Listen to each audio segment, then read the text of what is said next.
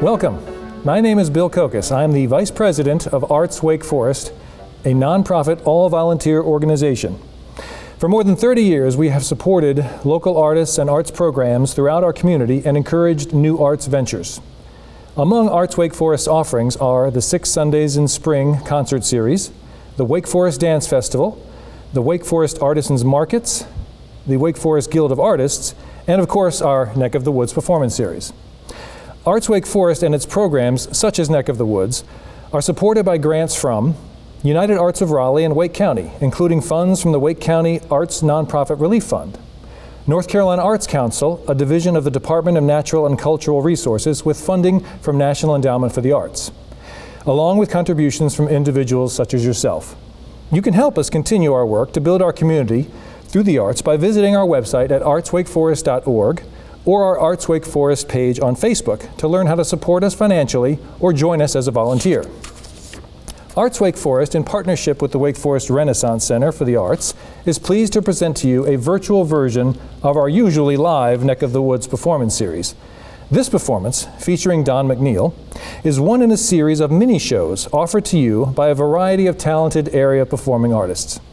These shows will be released for free, streaming at 7 p.m. on consecutive Monday nights in March and April. Look for the streaming schedule on the Renaissance Center's Facebook page at WF Renaissance Center, on their YouTube channel, search for Wake Forest Renaissance Center, or website at wakeforestrensen.org. And now, on behalf of Arts Wake Forest, we are thrilled to present tonight's performance. Please join me in welcoming our esteemed speaker, Mr. Mark Twain. I'd like to thank that young man for that introductory thunderbolt. Great writer. I'm always concerned when I'm introduced that way. Chaucer is dead. Shakespeare is dead. Milton is dead. And I'm not feeling very well myself. Now, I noticed that nothing in the introduction was said about fire safety. But I suppose it's obvious enough how we would escape in case of fire. But no matter. There's one person in this room who can be counted on in any emergency. I refer to myself. Years ago, there was a fire in Hartford, not far from my home. I took action immediately. I lit a cigar and walked toward the scene of the fire. When I arrived, the fire department wasn't there yet. It was a 2-story home consumed in flames. There was a man standing in a 2nd-story window, crying out for help, pleading for help. The flames were all around him. He couldn't have lasted long. No one did a thing. Everyone stood and watched. Everyone except for me. I called for a rope. When the rope arrived, I threw one end up. The man caught it. I said, "Tie it around your waist." He tied it around his waist, and I pulled him down. The coroner reported that the man died with no burn injuries. That was because of the action that I took that day. Now, I normally say disparaging things about the medical profession. I'm not going to do that at this event. I'm going to praise a doctor. In Hartford, we have perhaps the finest dentist in the United States, Dr. Tushmaker. Now, Dr. Tushmaker is a very innovative dentist. He's invented many of the tools used to this day by other dentists. One day, a man came to Dr. Tushmaker with a sore tooth. He sat down, the doctor examined him, and determined the tooth must come out. He applied the instrument and yanked, and the tooth didn't budge. But the man's left foot came off the floor. Dr. Tushmaker said, "Why are you doing that?" The man said, "Because I can't help it." The doctor said, "Well, you come back in 1 week, and I'll take care of you." During that week, Dr. Tushmaker invented a new tool that combined the properties of the hammer, the screwdriver, the pliers, and the inclined plane. When the man returned the next week, he sat in the chair. Dr. Tushmaker applied the new tool, one crank, and the tooth came out, along with the man's entire skeleton. It seems that the root had gone all the way from the man's tooth to his left big toe. And when the tooth was extracted, his entire skeleton came out.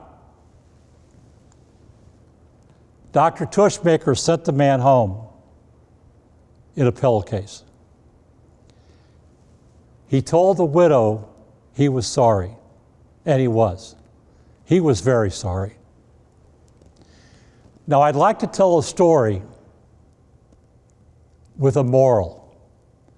Everyone who knows me knows I'd rather teach morals than have them myself. When I was a child, no more than 8 years old, living in that tiny village in Missouri, it happened that a farmer pulled his cart through our village one day full of watermelons. I waited for the farmer to be distracted talking to a customer.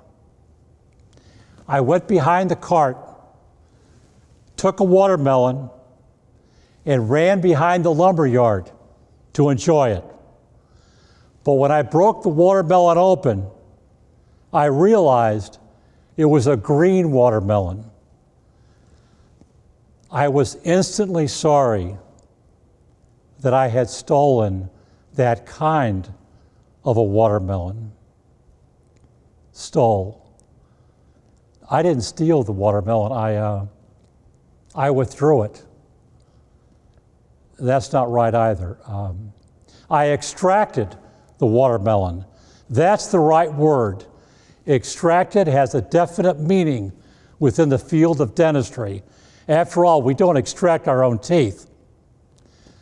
Now, my mother always taught me that when I'm uncertain about what is the right thing to do, she said, think about George Washington. What would George Washington do? And there was the answer. George Washington would seek restitution. I took the watermelon, what was left of it, brought it back out, put it on the farmer's cart, and then walked around the cart to talk to him. And when I spoke to him, I said, "How dare you sell this kind of watermelon to an unsuspecting public? We don't know which ones are green. That's your business. Think about what you've done." Well, you know, that farmer stopped to think. And soon he said, "You're right. I'll never sell another green watermelon as long as I live, if I have to starve for it." Now, you all see what I did. That man's moral compass was off, and I turned it around, and I was only 8 years old. I was already showing people how to live a moral life. I've always had a high degree of morality. I can't be any other way. And for you children, always obey your parents. when they're around. It's the best policy. Pretend it's your idea to behave. They'll praise you for it, and you'll get away with things you would have never dreamed of. Now, I'd like to tell one story about my mother.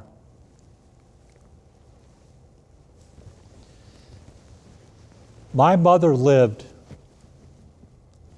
to the neighborhood of 90 years old at a time when almost no one lived that long. And I remember a time when I was 10 years old, 1845, in that neighborhood. My family had a small slave boy named Sandy. Now, Sandy was the loudest, the singingest, the rip-roaringest child I think God ever created.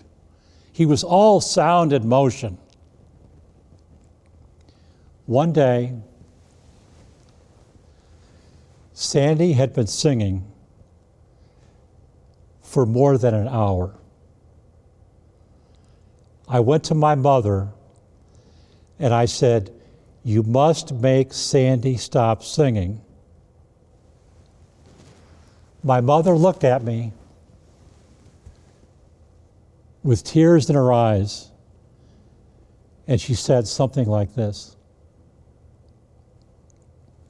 "Sandy is from the eastern shore of Maryland.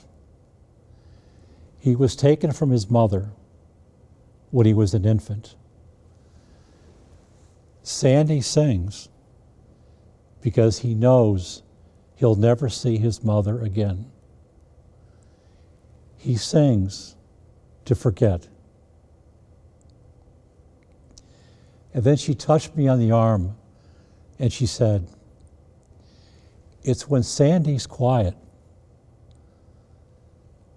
That's when I know he's thinking about his mom. And it breaks my heart." And then she looked at me and she said, "We must let Sandy sing. It's how he survives the loss of his mother." My mom, with those small words and short sentences, erased everything I had ever heard about the institution of slavery. The local newspaper supported it. The business community supported it. Our local preacher supported it. I can remember him saying, "Slaves, obey your masters," as he quoted from Ephesians. But my mother, with that simple story, was able to wipe out everything I had ever heard. And it's because of my mom that I fought slavery, racism, and prejudice my entire life. Thank you.